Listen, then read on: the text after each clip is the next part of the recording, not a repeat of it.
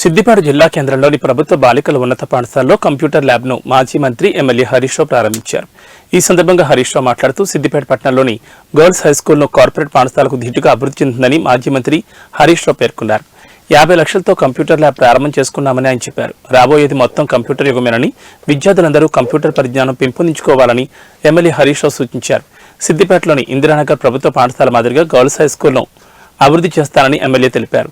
Girls high school విద్యార్థులు 10కి 10 GPA సాధించాలని అన్నారు. రాష్ట్రంలో ఎక్కడికి వెళ్లినా సిద్దిపేట గుర్తింపు ఉందని చెప్పారు. విద్యార్థులు బాగా చదువుకున్నప్పుడే మంచి గుర్తింపు లభిస్తుందని హరీష్ రావు తెలిపారు.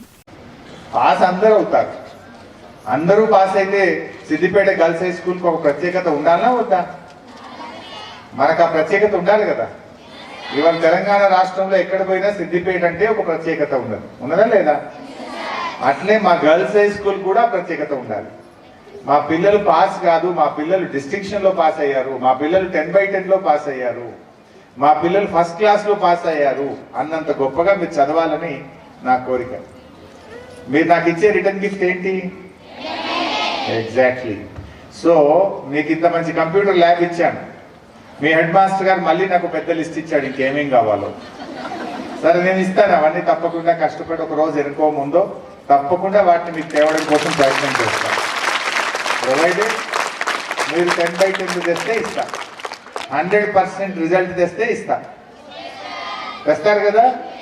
10th పిల్లలు ఒక్కసారి చెయ్యొద్దండి. వైనిత ప్రియదర్శినికి నా హృదయపూర్వకమైన అభినందనలు. నిజంగా ఆ పాటలో మీనింగ్ ఎవరైనా చెప్తారా మీరు? జలమే జీవనానికి మూలం, అంతేనా? ఉదయాన్నే లేచినప్పటి నుంచి రాత్రి నిద్రపోయే వరకు నీళ్లు లేకుంటే మన జీవితం కదా.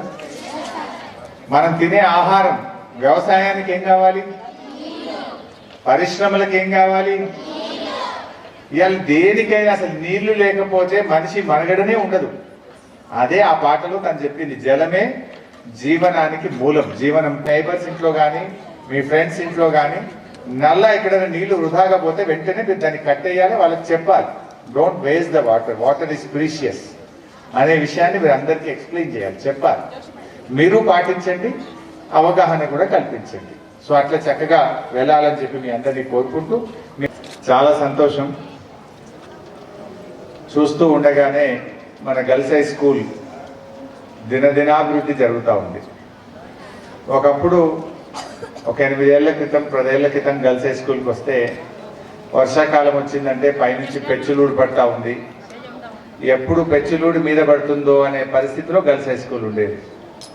లోకల్ ఎమ్మెల్యేగా నన్ను పిలిచి, చూడండి సార్ మా స్కూల్ పెచ్చులూడు పడతా ఉంది, పిల్లలు భయపడుతున్నారు, వర్షం వస్తే స్కూల్కు హాలిడే ఇస్తున్నాం అనేటువంటి పరిస్థితి నుంచి ఈరోజు మన గర్ల్స్ హై స్కూలు కార్పొరేట్ స్కూళ్లను తలదన్నే విధంగా సిద్దిపేట గర్ల్స్ హై స్కూల్ తయారు కావడం చాలా సంతోషంగా ఉంది. అంతేకాదు ఈరోజు 50 లక్షల రూపాయలతో కంప్యూటర్ ల్యాబ్ను ప్రత్యేకంగా ఈరోజు మన గర్ల్స్ హై స్కూల్లో ప్రారంభించుకోవడం నిజంగా చాలా సంతోషంగా ఉంది. హైదరాబాద్లో జూబ్లీ హిల్స్ పబ్లిక్ స్కూల్ అని ఉంటుంది. ఆ జూబ్లీ హిల్స్ పబ్లిక్ స్కూల్ వాళ్ళ సహకారంతో సిఎస్ఆర్ కింద 50 లక్షల రూపాయలు తెచ్చి ఈరోజు పిల్లలకు మంచి కంప్యూటర్ ల్యాబ్ను, అదేవిధంగా క్లాస్ రూమ్స్లో ఈరోజు మీ అందరికీ డిజిటల్ స్క్రీన్ను 8 ఫ్లాట్ ప్యానెల్స్ను కూడా ఏర్పాటు చేసినాం. అంటే మీ క్లాస్ రూమ్లోనే ఆ డిజిటల్ టీవీ ద్వారా మీరు పాఠాలు వినడానికి, 3Dలో చూడడానికి, ఇంకా బాగా అర్థం చేసుకోవడానికి ఉపయోగపడే విధంగా 8 ఫ్లాట్ ప్యానెల్స్ను కూడా ఏర్పాటు చేసుకున్నాం. అంటే ఈరోజు కంప్యూటర్ ల్యాబ్ అయితే స్టార్ట్ అయింది, కానీ మీ హెడ్ మాస్టర్ గారు మా మేడమ్స్ ఏమన్నారంటే, ల్యాబ్ వచ్చింది సార్, మరి ఇన్స్ట్రక్టర్స్ కావాలి అన్నారు. సో ఆ ఇన్స్ట్రక్టర్స్ కోసం కూడా ఇప్పుడే మాట్లాడాను.